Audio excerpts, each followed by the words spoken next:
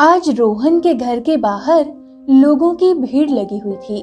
चारों तरफ अफरा तफरी मची हुई थी। घर के अंदर कुछ पुलिस वाले भी थे। दरअसल वहां रोहन का छोटा सा परिवार रहता था और आज अचानक पूरे परिवार ने आत्महत्या कर ली थी। आस पड़ोस में बड़ी हलचल मची हुई थी क्योंकि रोहन एक बहुत ही ब्रिलियंट लड़का था जो शुरू से ही हमेशा फर्स्ट आता था। फेल होना तो दूर, कभी उसकी सेकंड डिवीजन भी नहीं आई। हमेशा 100% स्कोर किया था।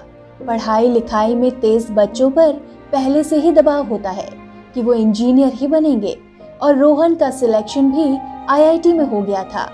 उसने बीटेक किया था और वहां से आगे पढ़ने अमेरिका चला गया था। उसके बाद यूनिवर्सिटी ऑफ कैलिफोर्निया से एमबीए किया।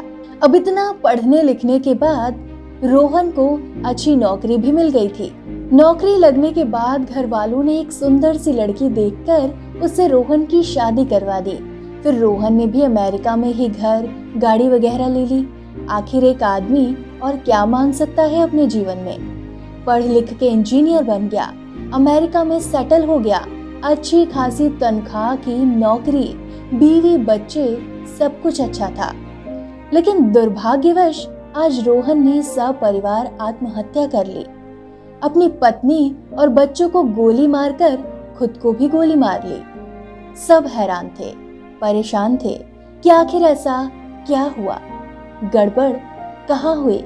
क्योंकि ये कदम उठाने से पहले उसने बकायदा अपनी वाइफ से डिस्कस किया, फिर एक लंबा सुसाइड नोट लिखा और उसमें अपने इस कदम को जस्टिफाई किया और यहाँ तक लिखा कि यही सबसे अच्छा रास्ता बचा था इन परिस्थितियों में। रोहन के इस केस को और उस सुसाइड नोट को California institute of clinical psychology ने स्टडी किया।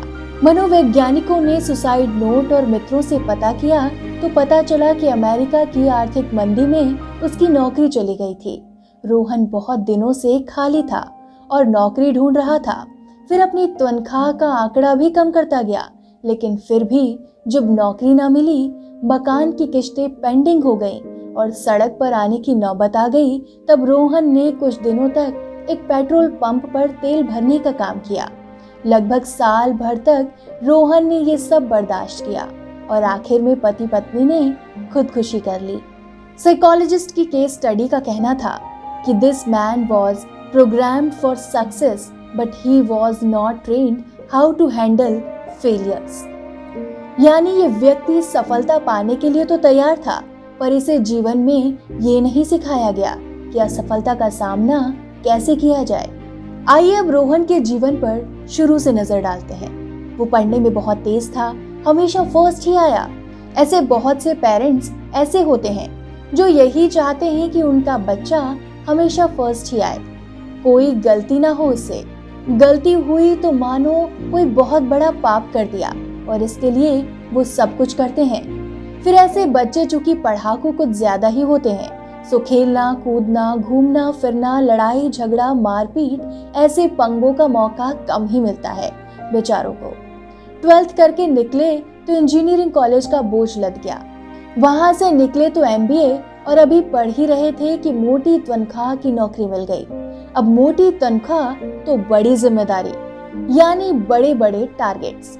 दोस्तों, ये दुनिया बड़ी कठोर है और ये जिंदगी अलग से इम्तिहान लेती है। आपकी कॉलेज की डिग्री और मार्कशीट से कोई मतलब नहीं उसे। वहाँ कितने नंबर आए कोई फर्क नहीं पड़ता। ये जिंदगी हर एक के लिए एक अलग क्वेश्चन पेपर सेट करती है और सवाल सब आउट ऑफ सिलेबस ही होते हैं। टेढ़े मेढ़े ऊट पटांग और ये रोज इम्तिहान लेती है। दोस्तों, ये दुनिया एक जंगल के समान है, इसलिए इस खतरनाक जंगल में जिंदा बचे रहने की ट्रेनिंग अपने बच्चों को अवश्य दीजिए। बच्चों को पढ़ाई के साथ साथ संस्कार भी देना जरूरी है।